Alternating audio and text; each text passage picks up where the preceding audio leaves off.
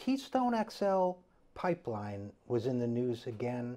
Recently, there was a leak in, I believe, South Dakota, and it once again should bring to everybody's attention the risks inherent in these kinds of pipelines, and I would say the forces that put us in this position to begin with. Here to help us make sense of all of that is Scott Edwards. Scott is the co-director of the Food and Water Justice Project at Food and Water Watch. He has taught ecology and environmental sciences to New York City high school students. He was with the Waterkeeper Alliance, and he follows this sort of thing. We look to him for insight on it. So first of all, Scott, thanks for joining us.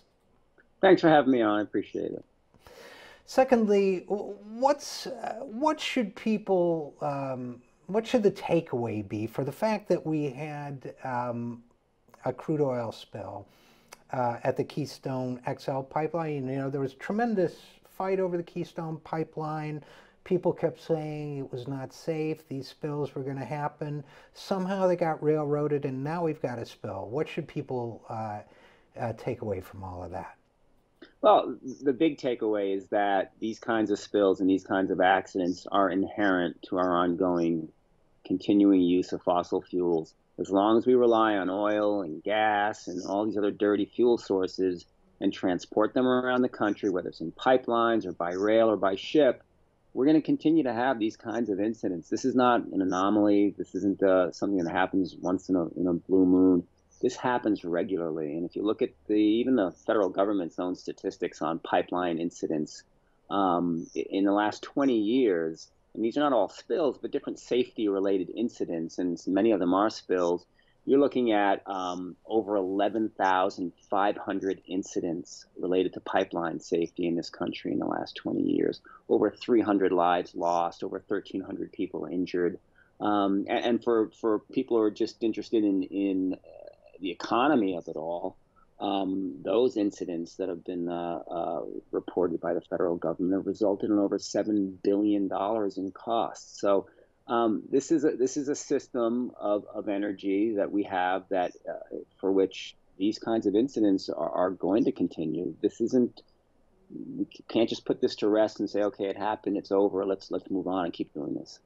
Yeah, you know, you raised such a great point about the inherent flaws in the fossil fuel system, because we can talk, and perhaps we will, about some of the waivers that were given to the pipeline at the time of construction that may have led to this particular leak and that sort of thing. But it strikes me that there's a problem of, you know, what some people would call political economy here. The idea is we're dependent on fossil fuels that are inherently going to damage our environment, our planet, number one. And number two, fossil fuels are by nature produced by various combinations of large and powerful corporate forces that have the ability to override the public interest and the public will when it comes to even what seem like relatively minor matters, like granting TransCanada a special permit in 2007, which apparently got allowing it to operate at a higher stress level than regulations would normally permit. So I feel as if there's this specific incident, but it almost opens a crack through which you can look into a system that's fundamentally flawed economically and environmentally. Does that make sense to you? Absolutely, and politically flawed. You know, the fact of the matter is that we're not continuing to be dependent on fossil fuels because we just don't have anything better. We are continuing to be dependent on this inherently harmful energy system, because our energy policy coming out of Washington is literally scripted by the oil and gas industry. They decide what our energy mix looks like. They decide what our energy policies look like. They decide what our pipeline siting and safety regulations look like. This is not that spill was an accident. This system is no accident. Where we see other countries in Europe and in South America starting to move on to renewables at fairly aggressive rates, this country's lagging behind. And the oil and gas proponents say, well, it's because we don't have the technology to shift to renewables. We have all kinds of storage issues, and that's nonsense. We don't have the political will to move on to renewables, and the reason we don't have the political will is because we don't need to look any further than the current administration. Right, the head of our State Department is an ExxonMobil CEO who's out still cutting deals for the oil and gas industry in his capacity as Secretary of State. So we've got a long history in this, and this isn't just this administration, prior administrations. We have a long history here of allowing this industry to decide what our energy system looks like. That's why we're not moving off, and that's why we're dependent. Well, and let's talk about that for a second, because when you talk about the energy industry, the fossil fuel industry, scripting what happens in Washington, in the case of EPA Director Scott Pruitt, for example, that's literally true. Apparently, he was in a previous capacity. It was the fossil fuel industry drafting letters that he sent as, I believe it was Attorney General for Oklahoma or somewhere. Is that correct? First of all, am I remembering correctly? Yep, yep, yes, you are. And again, it's not an isolated incident. It's prevalent. And let's also talk. I want to get your thoughts on this. And help me sort of clarify my thinking, because I think that uh, the moment we're in now, historically, is this sort of rampaging, looting psychology, the sort of naked greed of the Trump administration seems unique and historical, like a historical anomaly to a lot of people. But I have the strong sense that while they may differ in degree from other administrations, that in many ways, in kind, they don't differ all that much. That maybe Democrats were better on some issues and more balanced, and maybe Republicans were worse. But that we've am I right that there was a little bit of a bipartisan tilt towards the fossil fuel industry all along that was just more pronounced under some administrations than others? That's right. That's right. Both sides of the aisle. I mean, what we have now is corporate capture on steroids, but it certainly wasn't absent. Even the Obama, Obama was held out as a progressive, left-leaning politician. That's absolutely not true. The Obama administration was not good on oil and gas. No administration has been good on oil and gas. This didn't just start with when the day Trump walked into office. It got worse. And we anticipate that it will continue to get worse, particularly with respect to climate policy. Um, but no, this is both sides of the aisle owning this problem, and neither party willing to put forth the kind of policies that we need to get ourselves out of this. And I first of all, we're talking with Scott Edwards of Food and Water Watch. Another thing, first of all, this topic's been on my mind a lot lately because I worry that when the hashtag resistance focuses solely on Donald Trump, we overlook the institutional forces driving our politics and our economics that are not localized in one individual or one set of individuals or even one party. And that's one of the reasons why I brought that up. But I'm seeing as part of that movement now too a desire to maybe give, what's the word, nobility or credibility is probably a better word, to people that, in my opinion, I'm not so sure they deserve it. I saw something the other day that said, for example, the Trump administration has ruined a lot of good people's reputations, and the latest is Rex Tillerson. And I thought, Rex Tillerson? Really? The guy who ran ExxonMobil and concealed the environmental impact of their own products? He's a good person being ruined? Am I too jaded, or am I onto something? No, you're absolutely not. One of the big problems in this country over the past 20 years, and actually longer, is that we have and when it comes to environmental issues like climate and energy issues and fossil fuels and all kinds of public health environmental issues, We have a movement in this country that considers itself to be progressive on these issues, and many of them are, but they see themselves as having to give Democrats a pass on these issues. And so they're all willing to oppose bad Republican policies.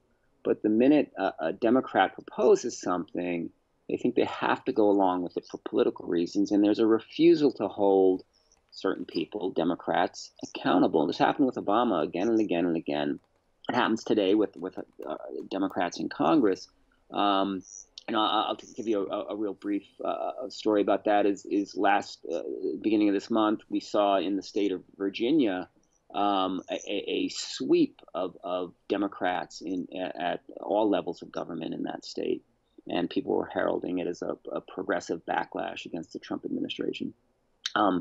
The day after that election, where we're all celebrating this progressive shift in Virginia, those elected, those incoming officials are announcing that they're going to deal with our climate crisis through a disastrous free market cap and trade program, right out of the neoliberal capitalist conservative handbook about how to deal with these problems. And no one's holding them accountable. So we have to hold, I think, as a progressive, I see myself as being charged with holding Democrats even more responsible than Republicans. We know what the Republicans are going to say. We know what their positions are. We can't give a free pass. And people like Rex Tillerson, he's never going to be and never should be held out as a man of having credible positions on things like climate and the environment. He's been one of the biggest parts of the problem. Yeah, I'm so relieved to hear you say that, because I feel exactly the same way, that these guys are, the Trump people and so on, are basically irredeemable and incorrigible, but we have to work on the, progressive side of the aisle. And Scott, I want to get your thoughts. One of the reasons why I call this show the 0 Hour is because I feel like we're reaching, if we haven't reached already, the point of no return on a couple of issues. One being inequality, but the other being the environment and the climate. And I have multiple doomsday scenarios I worry about. One, of course, is eternal Republican control of this country's government, with the fast track to disaster that would be.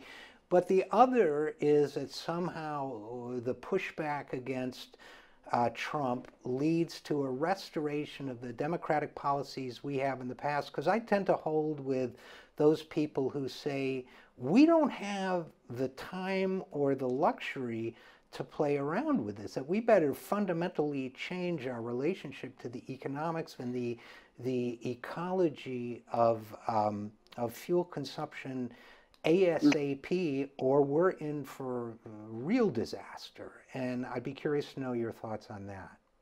Yeah, I mean, I think I'm convinced, and I think most climatologists are. We are. They talk about the 1.5 degrees Celsius as some kind of a critical point, and it is a critical point for climate change. I am convinced that we are past that point.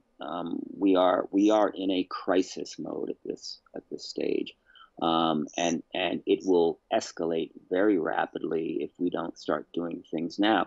I mean, you look at even in Congress again, this unwillingness to hold even progressive responsible is, looking at climate bills that talk about getting to 100% by 2050.